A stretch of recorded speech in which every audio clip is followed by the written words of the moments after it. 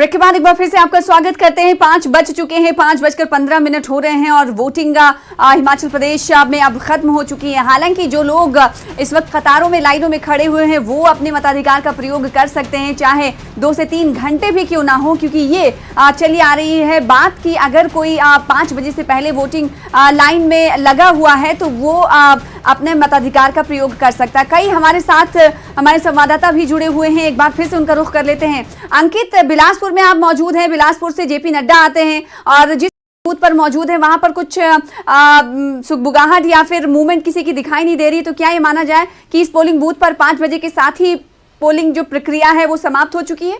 और कितना वोट पड़ा उस पोलिंग बूथ पर? हाँ, बिल्कुल पोलिंग प्रक्रिया समाप्त हो चुकी है और आप देख सकते हैं कि अब तो चेयर्स भी उठानी शुरू कर दी है और वो भी उठा करके अंदर रखनी शुरू कर दी है। बंद कर दिए गए हैं दरवाजे। 943 वोट इस बूथ के ऊपर थे और 943 वोट में से 711 वोट यहां कास्ट हुए हैं, तो लगभग 75% से ज्यादा वोट यहां कास्ट हुए हैं। तो कहीं ना कहीं यहां से जो चुनाव लड़ रहे हैं, जयराम ठाकुर जब मुख्यमंत्री थे तो उनके राजनीतिक सलाहकार थे त्रिलोक जम्वाल, वो चुनाव लड़ रहे हैं। हालांकि पिछली बार 2017 की बात करें तो दूसरे कैंडिडेट थे, लेकिन अब की बार टिकट बदल दिया गया था और त्रिलोक जम्वाल को टिकट दिया गया था। और जो उनके सामने लड़ रहे हैं वो कांग्रेस के वही उम्मीदवार हैं जो पिछली बार 2017 में चुनाव हारे थे, लगभग 6800 वोट से चुनाव हारे थे। तो अब कांटे की टक्कर बताई जा रही है, दोनों की कांटे की टक्कर है, क्योंकि कहीं ना कहीं उनके साथ इमोशनल फैक्टर जुड़ता है कांग्रेस के उम्मीदवार के साथ। तो वहीं त्रिलोक जम्वाल जो कि एक अपने आप में बड़ी शख्सियत कहे जा सकते हैं, क्योंकि मुख्यमंत्री के राजनीतिक सलाहकार थे और सरकार अंदर रहे, लोगों के काम करवाते रहे। तो अब दोनों में कांटे की टक्कर है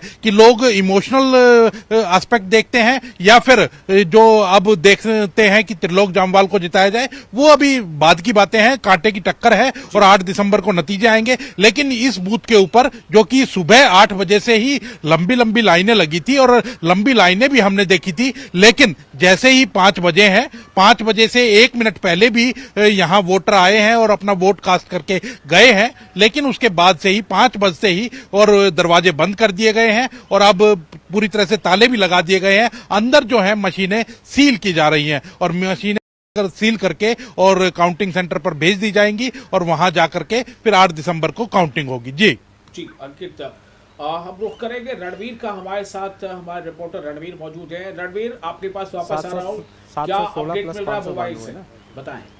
6289107 रणवीर आपको आवाज मिल पा रही है? शिमला से हमें ज्वाइन किए हुए हैं रणवीर, शायद उन तक आवाज नहीं पहुंच पा रही है। सुन पा रहे हैं शायद रणवीर? जी सना, कुछ अपडेट मिल पाया शिमला? यहाँ तस्वीरें सबसे पहले, हाँ बोलिए जी। सबसे पहले तस्वीर जो है यहाँ पर दिखाना चाहेंगे कि मतदान यहाँ पर संपन्न हो चुका है। यहाँ पर ये जो ढेंडा 1 और 2 जो पोलिंग स्टेशन थे, यहाँ पर जो मतदान पूरा हो चुका है। अभी दरवाज़ा जो है बंद कर दिया गया है। जो ईवीएम है उन्हें जो है सील बंद किया जा रहा है और सील बंद करके जो है यहाँ से स्ट्रांग रूम यहाँ से ले जाया जाएगा। जो स्ट्रांग रूम शिमला ग्रामीण का बनाया गया है वो संजौली कॉलेज बनाया गया है। यहाँ पर आपको बता दें, ये जो 2 बूथ थे यहाँ पर जो है 66% से ज़्यादा जो है मतदान यहाँ पर हुआ है। जो ये वाला जो ढेंडा वाला जो बूथ नंबर 2 है, यहाँ पर जो है 716 वोट थे, जिसमें से 470 वोट मत पड़े हैं। और जो दूसरा जो बूथ था वहाँ पर 592 टोटल जो है मत थे, जिनमें 391 ने जो है वोट किया है। तो शहरी इलाकों में जो है टर्नआउट हमेशा की तरह जो है कम इस बार भी रहा, हालांकि कोशिशें बहुत ज्यादा यहाँ पर हुई है। और यहाँ पर कुछ एक लोग मतदाता भी हमारे साथ जुड़े, उनसे बात करेंगे। क्या नाम है आपका? मेरा नाम प्रभा वर्मा ढांडा। और जी, आप भी बड़ा लेट पहुंची। मैं इसीलिए लेट पहुंची कि मैं देखना चाह रही थी कि मतलब कितनी परसेंटेज है वोट पड़ी। अच्छा, हाँ जी। यहीं रहती है? हाँ जी, मैं यहीं रहती हूँ। और मैं, क्या लगता है आपको कि भाई क्या मुद्दे हैं, आपने उन मुद्दों के आधार पर जो है वोट दिया? ये मुद्दे हैं कि जो महंगाई है और बेरोजगारी है और जनता जो परेशान है, जनता परेशान है, महंगाई से परेशान है और इसे बेरोजगारी से परेशान है। 2-3 मुद्दे आप हाँ, और जो ये स्टूडेंट है वो बेचारे बेरोजगार है, और जीएसटी जैसे दूध है, पनीर है, सब्जी हैं, उन पे भी जीएसटी लगा दी गई। बिल्कुल, तो ये नाराजगी दिखाई दे रही है सरकार के खिलाफ। इनका कहना है महंगाई रोजगारी ने कमर तोड़ रखी है, और साथ ही साथ इन महिला का ये कहना है कि जीएसटी से भी हम परेशान हैं।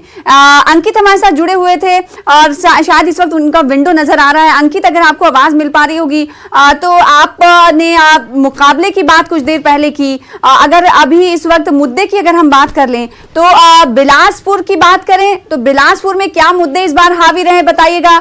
इसके अलावा साथ ही ये भी बताइएगा कि जिस तरह से प्रचार प्रसार किया गया, कमान संभाले रहे जेपी नड्डा, क्या इसका और जो मुद्दे बाहरी इलाके से या बाहरी राज्यों से जो लीडर आए, क्या उसका कुछ रिएक्शन की तरफ से दिया गया? क्योंकि दूसरे प्रदेशों में हम ये देखते हैं कि एक धुआंधार जो है रिएक्शंस भी सामने आते हैं, लेकिन हिमाचल प्रदेश से ऐसी कुछ तस्वीरें सामने नहीं आई, क्योंकि यहाँ की जनता सिर्फ अपने आप से मतलब रखती है।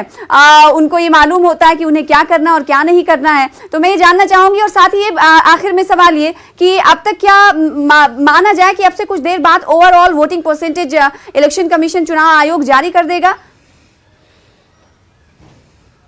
बिल्कुल, ओवरऑल जो परसेंटेज है वो भी जारी होगी। और अभी हम बाहर चलते हैं क्योंकि यहाँ अब क्लोज हो गया है और यहाँ ताले लगा दिए गए हैं, अंदर सील हो रही है। और बाहर के नेताओं की बात करें तो हिमाचल के अंदर पंजाब से, हरियाणा से काफी नेता आए हैं। वो चाहे भारतीय जनता पार्टी की बात करें, कांग्रेस की बात करें, वो सब लोगों की ड्यूटियां लगी थी यहाँ, और सब लोग यहाँ पहुंचे थे। और यहाँ पहुंच करके और उन्होंने अपना कहीं प्रचार में भागीदारी निभाई है। एक एक जो विधानसभा है उनके ऊपर बैठाया गया था। तो हालांकि ज्यादा तो वो उनका कहीं ना कहीं प्रभाव नहीं पड़ता, लेकिन फिर भी वो कहीं ना कहीं कार्यकर्ताओं को पर्चियां पहुंचाने ही है, या फिर जो कहीं ना कहीं कार्यकर्ताओं के साथ जब डोर टू डोर करते हैं तो वो नेता साथ जाते हैं, तो एक भीड़ का हिस्सा जरूर होते हैं। और बड़े जो हैं वो विधायक स्तर के हों या एमपी स्तर के नेता हों, तो वो जरूर रैलियों के अंदर भाषण जरूर देते हैं। और वो क्योंकि उनको लोकल मुद्दों की कम जानकारी होती है, वो एक ओवरऑल जो बीजेपी हो या कांग्रेस हो, उनकी जो नीतियां हैं उनके बारे में ही बताते हैं। लोकल जो मुद्दे हैं उनके बारे में तो जो लोकल नेता है या जो हिमाचल के नेता है वही बता पाते हैं। तो वो एक कारण जरूर रहता है। लेकिन फिर भी सभी पार्टियां जो है, वो चाहे कांग्रेस है, बीजेपी है, आम आदमी पार्टी है, हालांकि आम आदमी पार्टी का कोई ज्यादा जनाधार दिखा नहीं हमें, आज पूरे दिन हमने भी घूम करके देखा है। तो आम आदमी पार्टी का कोई ज्यादा तो गेट बंद हो चुके हैं, कुर्सियां हटा ली गई हैं, कहीं पर लोगों की कतारें दिख रही हैं। मंडी जिला में कतारें दिख रही हैं, साथ ही विचित्र जिस पोलिंग बूथ पर मौजूद है वहां पर भी वोटिंग अब जो है प्रक्रिया जो समाप्त हो चुकी है। अंकित ने बताया कि गेट पूरी तरीके से और दिखाया भी कि बंद हो चुका है। वहीं शिमला से हमारे रणबीर संवाददाता जुड़े हैं, उन्होंने भी बताया कि वोटिंग प्रक्रिया वहां पर भी संपन्न हो चुकी है, कोई वोटर अभी वहां पर मौजूद नहीं है। आप चारों का शुक्रिया अदा करना चाहेंगे, बहुत शुक्रिया हमारे साथ जुड़ने के लिए और ग्राउंड जीरो पर मौजूद रहने के लिए और तस्वीरें दिखाने के लिए और अपडेट बताने के लिए। तो संभावना ये जताई जा रही है कि कुछ ही घंटों में इलेक्शन कमीशन की तरफ से, चुनाव आयोग की तरफ से जो आंकड़े हैं, वोटर टर्न आउट है, वो जारी कर दिया जाएगा। हालांकि 3 बजे तक का आंकड़ा आपके सामने है, ग्राफिक्स लगातार फ्लैश हो रहे हैं, उन आंकड़ों पर आपकी नजर है, लेकिन 5 बजे तक का ये आंकड़ा क्या कुछ कह रहा है, ये देखने वाली बात होगी। इसी के साथ छोटे से ब्रेक के लिए रुकेंगे, दीजिए इजाजत, नमस्कार।